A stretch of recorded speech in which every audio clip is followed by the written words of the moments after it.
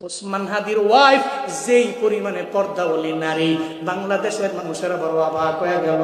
আমি চ্যালেঞ্জ দিয়েছি গতকালকে, ওসমান হাদির ওয়াইফ যেই পরিমাণে পর্দা কর্মীওয়ালী নারী, বাংলাদেশের অনেক বড় বড় বুজুর্গের বউরাও এত পরিমাণে পর্দা করতে পারে না।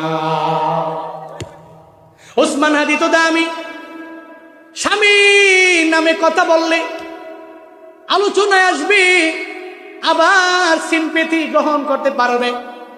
ওসমান হাদির বউ তো চাইলে পারত, হাদির জন্য সংবাদ সম্মেলন করতে চাইলে পারত, কেউ বাধা দিত না, আসতে পারত। আবার মানুষ নেগেটিভ মন্তব্য করত না, পজিটিভই করত। পর্দা সহকারে আসতে পারত, হিজাব লাগায়, নিকাব লাগায়। এরপরও কেন আসে না?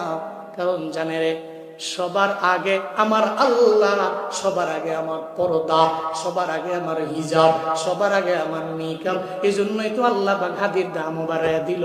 এই ওনার বউ কেন আসা লাগবে? ওনার জন্য কথা বলার মতো লোকের তো অভাব নাই। আজকে জানাজার মধ্যে লাখো লাখো জনতা, এরা কেন আইলো? এই হাদিরা তো কেউ চিনে না, এক সপ্তাহ আগেও তার ব্যাপারে জানতো না।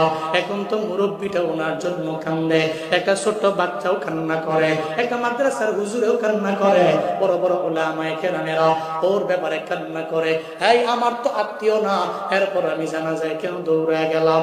অনেকের তো আত্মীয় স্বজন না, তাহলে লাখো লাখো মানুষ জানাজার মধ্যে কেন আইলো? এটা কেন আইছে জানো নি?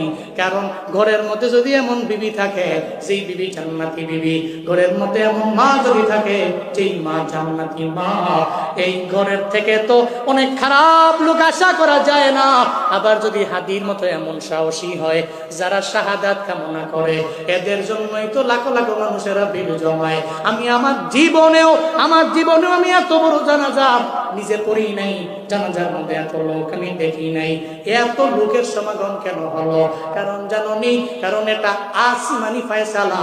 আসমানবাসী যার প্রতি রাজি, মানে ফেরেশতারা যার প্রতি রাজি, আল্লাহ যার প্রতি রাজি, দুনিয়ার সব লোকেরা এর প্রতি রাজি হয়ে যায়।